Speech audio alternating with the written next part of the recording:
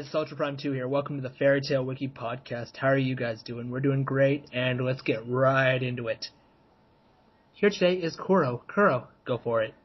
Hey everyone, I'm back. Sorry that I wasn't around last week, but I'm happy to be here. We're happy you're here too. And also here is Wrath. Wrath, hello. Hello.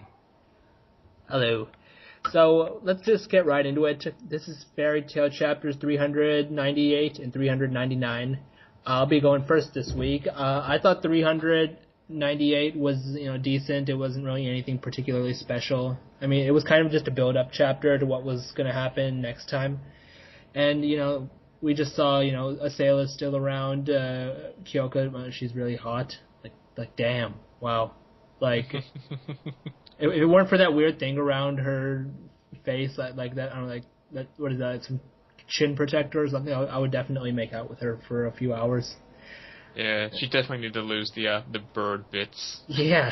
Well, I mean, I'm fine with if she sprouts wings, man. That would be pretty cool. Yeah, I guess a little angelic kind of getting in there. Or demonic. Oh, harpy is what we're going for. Devilish. He agrees. I know. All right, so really just a build-up chapter, honestly. I don't really think I have too much more to say about it, to be honest. I just thought it was acceptable. So I guess my rating for it would probably be a 6 out of 10. And 399 it had its epic moments, but they were curious epic moments. It's like, okay, the big reveals are, A, that Acnologia is on his way, and B, that Igneal is probably going to be there as well. Just probably, I estimate that he'll arrive shortly afterwards. Okay, it's pretty epic to see these guys, but simultaneously, it's like, why? What purpose do they serve right now? Thank you. It's kind of it just makes me curious. Like, we've already got a lot going on in this arc. We have Face, we've already had the Celestial Spirit King, Mart is still around, End is supposed to wake up. We've had the whole council, the treachery, whatever, the corruption. And now, we're bringing the dragons straight into it. And Zeref has already showed up previously in this arc. Don't know where he's currently hiding.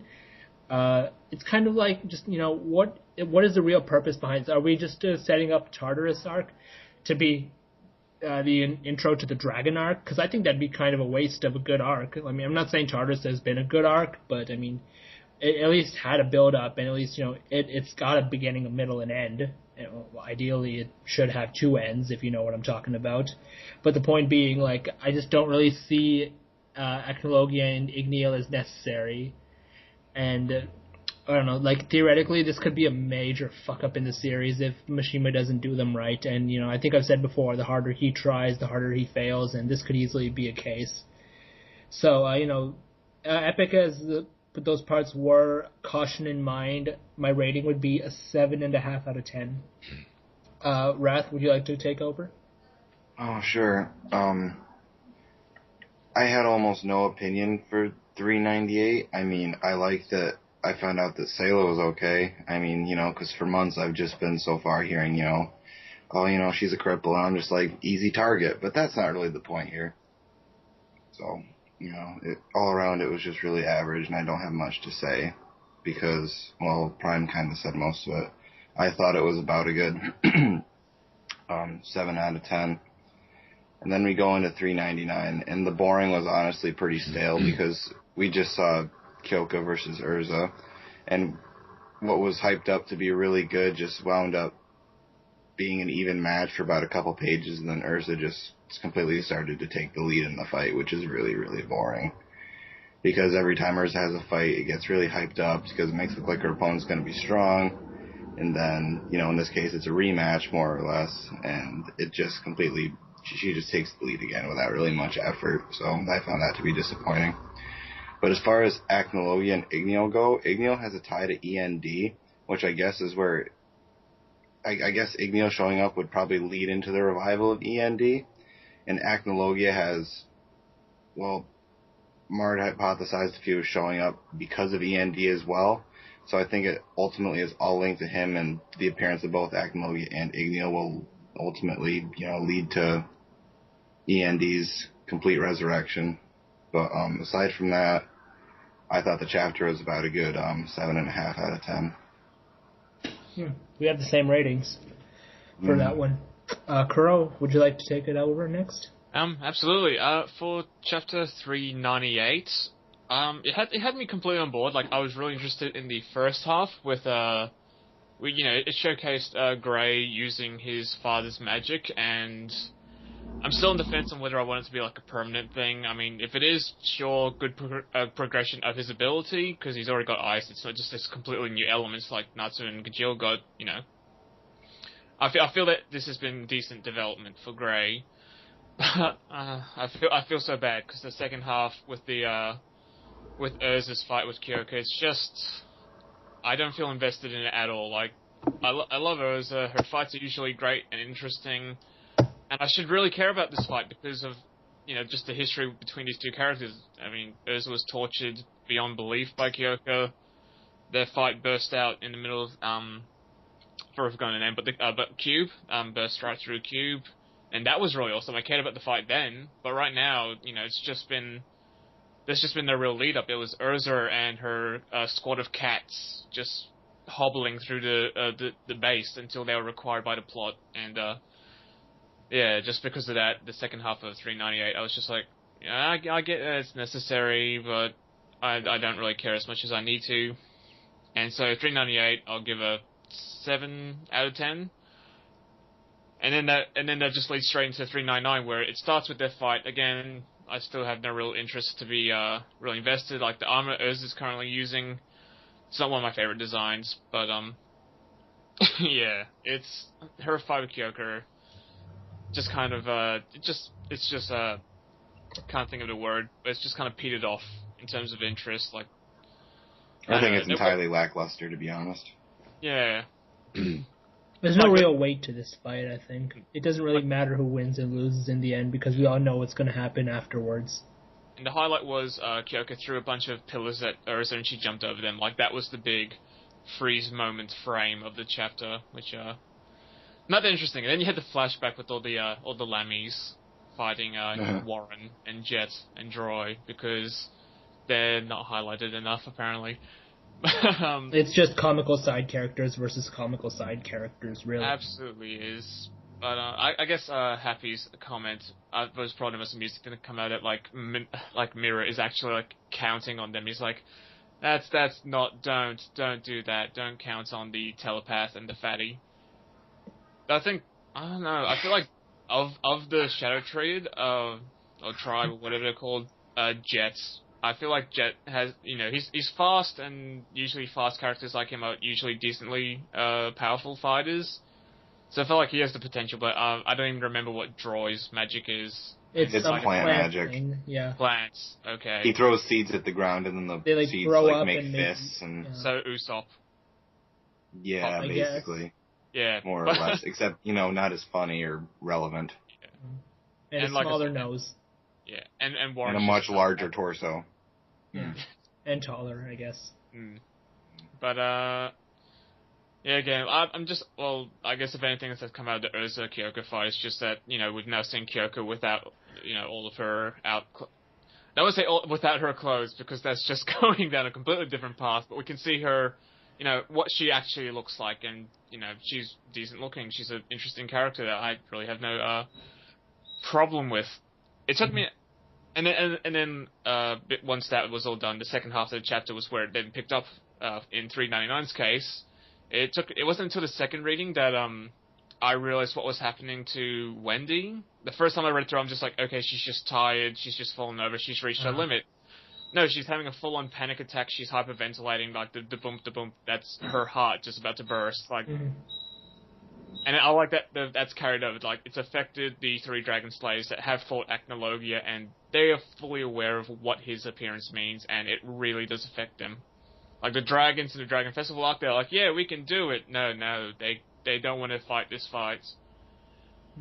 I'm just not a fan of how they're using, how Mashima's using Acnologia, though, because it's just the same situation as the Tenro Island arc. It's like, okay, they've had their big war, now they're clearly not in a situation where they can fight a dragon of that caliber, and he's just going to come in and sweep him again, and I'm really hoping Igneel actually does something. Like, it's not just another matter of him musing, 'cause every single appearance is like, the time's growing closer, it's getting closer, this is happening.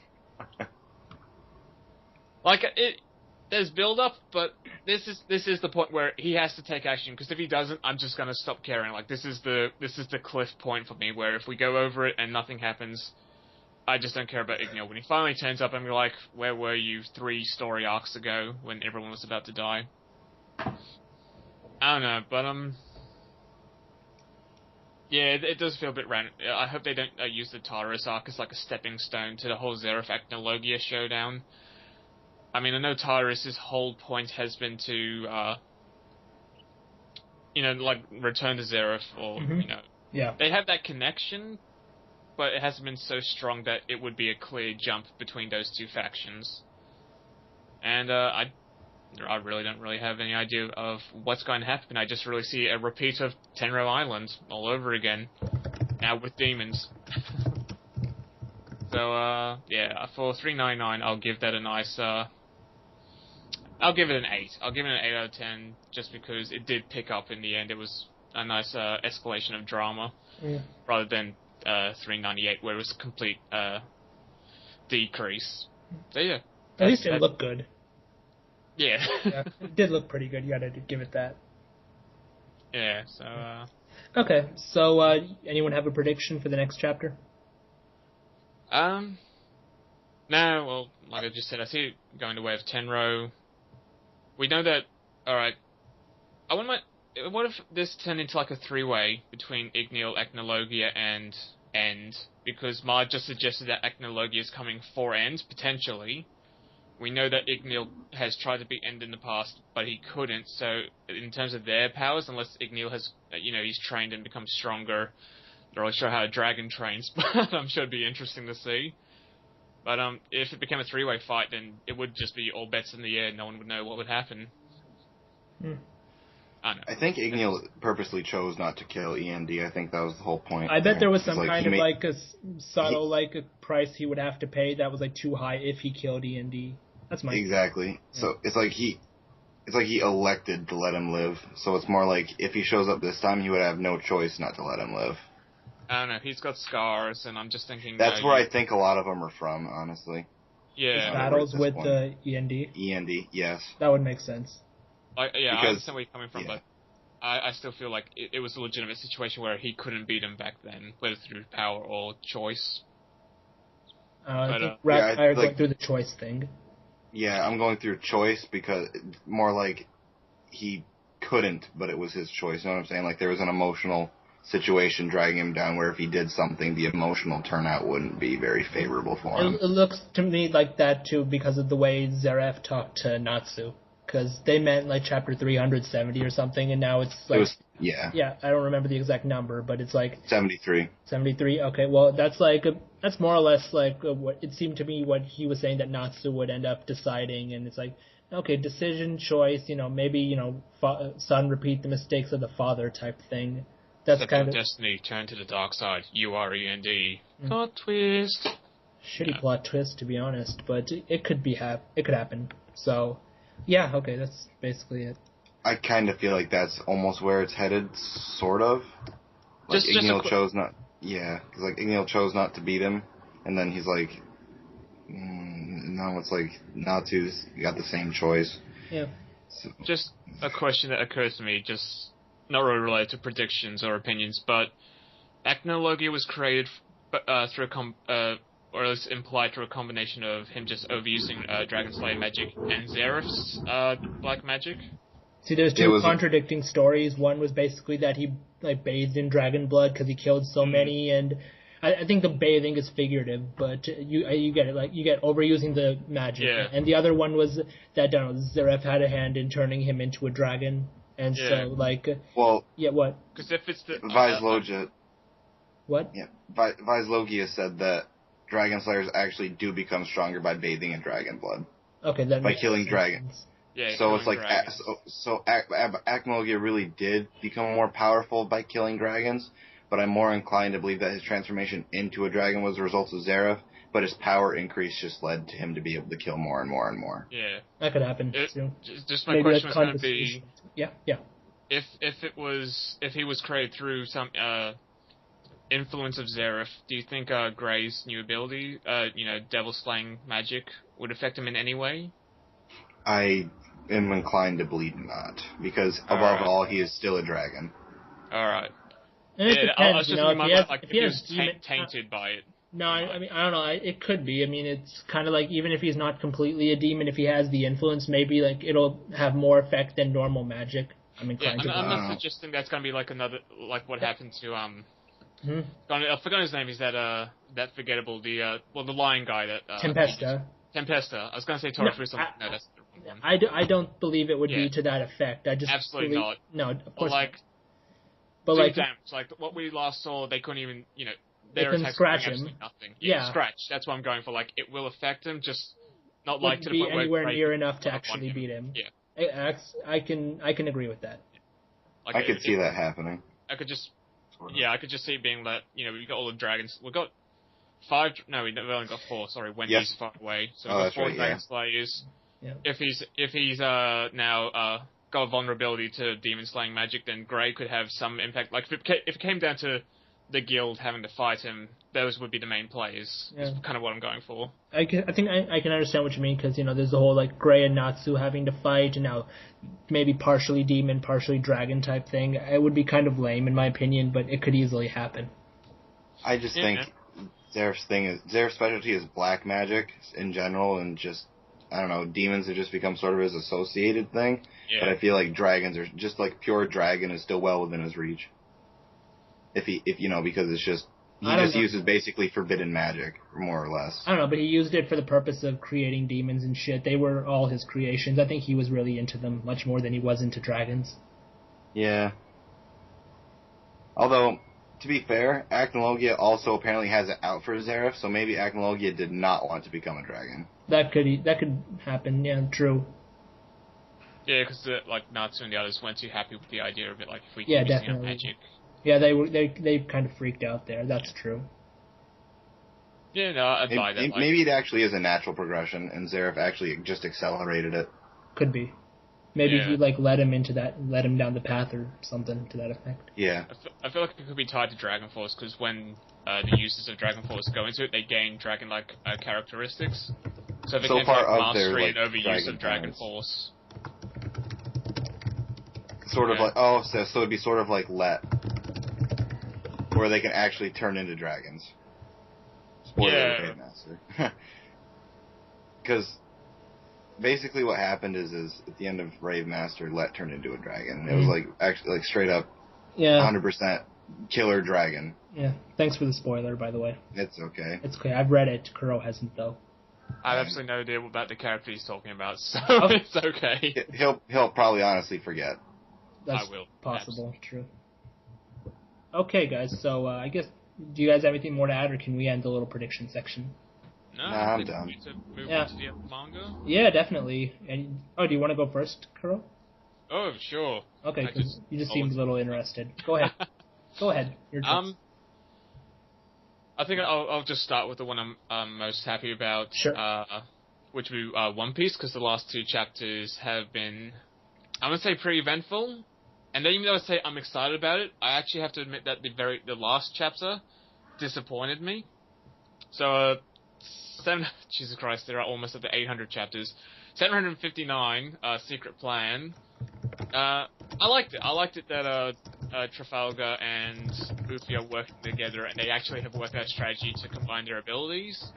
So, the highlight of that chapter was the end, where they punched out Doflamingo, and even though in 760 they say, Law says, no, it's just superficial wounds. No, Doflamingo coughed up blood on 3 separate occasions within a minute. He's hurt, whether he wants to admit it or not. Mm-hmm. But, and that was really exciting, because this is the first time we've seen Doflamingo really be put in peril. They're fighting up. I liked Luffy's comment of, the banter between him and Law, where, you're the worst, you're from that generation too. I like it when Luffy, he lives in his own world, so when he actually acknowledges worldly knowledge, like the worst generation, that that's a group he's a part of, that's how he's perceived by the public. He's acknowledging it. He's fully aware of it. I just like that little kind of throwback because it shows that he's more on ball than he usually appears. But the thing that disappointed me most was Doflamingo's motivation, and that's he's just another celestial dragon. Like since he was introduced, he was all about anarchy and chaos and tearing down the world, and that would be really interesting to come from a celestial dragon. Like, it's the complete contrast. But then we find out it's because he wanted to be a celestial dragon, and he feels cheated out of it because his father was the one who turned away from that lifestyle, and I don't know what to think. I think that's been a 180-degree turn on his part, where he's like, oh, I should be I should be rich, I should be powerful, I should be, I come from the same bloodline. He's got all the same thoughts and feelings as the snot-nosed kid that Luffy punched out in the Upper Yellow. And that just let me down. Like, I was hoping he would have a more complex or contrasting motivation than just, I'm another celestial dragon, so worship me. Yeah. Do you guys want to chime in on One Piece, or should I move on to the other? You go ahead and move on. I got nothing to say. Alright, Bleach is in a tricky spot, because I think I was talking to Misk about it, where it was really well done when it was showing Mayuri's fights with the zombies, because it was coherent, it was clever, it was well thought out and structured, as is pretty much anything with Mayuri in. And then we lost it almost immediately when we switched scene to Byakuya fighting the, god damn it, Black Santa Claus Cupid hybrid thing that shoots love beams. I don't like that. I hate him. Huh? Pepe. That's his name. Pepe. I hate him. I'll just comment that I hate him. He's pretty worthless. He makes fucking... What's his face? Was that last... He makes fucking Mask to Masky line look interesting. To be fair, I was completely on board with Mask, and that fight with Renji was one of the best ones we've had so far. Yeah, that's really saying a lot about how shitty this arc has been, to be honest. I'm enjoying it. Yeah, well, the enjoyment comes and goes. Like I said, like this whole situation between Byakuya and the Cupid boy. I don't know. First, I don't like the fact that this is just a rehash of Byakuya's fight with the last Oranka, who was another black man, another man based on love for hearts. Zamari. Yeah, and it's just the difference is this guy isn't limited to how many eyes he has, or he doesn't have a set fix on his power. This guy's just like, yeah, I'll take control of you. But and that part I didn't like. I also didn't like that Byakuya defeated 3 Stone Ridders.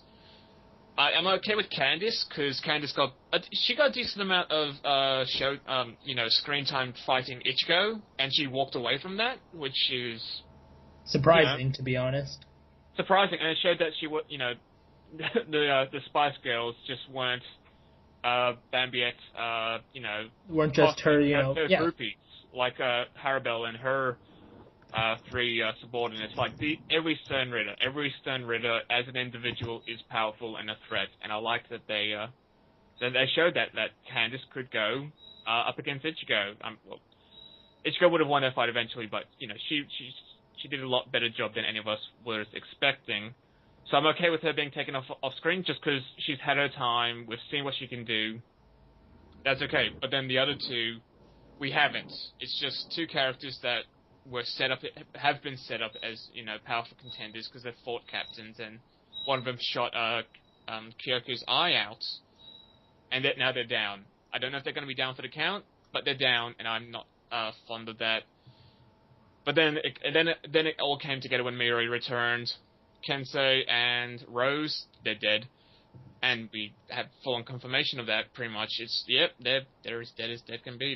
It was either turn them into my own zombies or knock them off, pretty much. Yeah. I'm also... Sorry, go on. I was just going to say, there was a short flashback where it showed them being defeated, and then the Aranka standing over them, almost victoriously. So, but then Miori's comments makes me think it went either one of 2 ways. Either the Aranka bet them, which case, I just want to put it out there, I'm perfectly fine with. I know some people would probably argue that these were ex-Sparta, and, how could they possibly beat two Vizards? To be fair, when you think about it, the Vizards, they were set up to be powerful, but they haven't been, top-tier fighters. Like, you had Rose and Love fight Stark and Sparta together, and they got knocked out.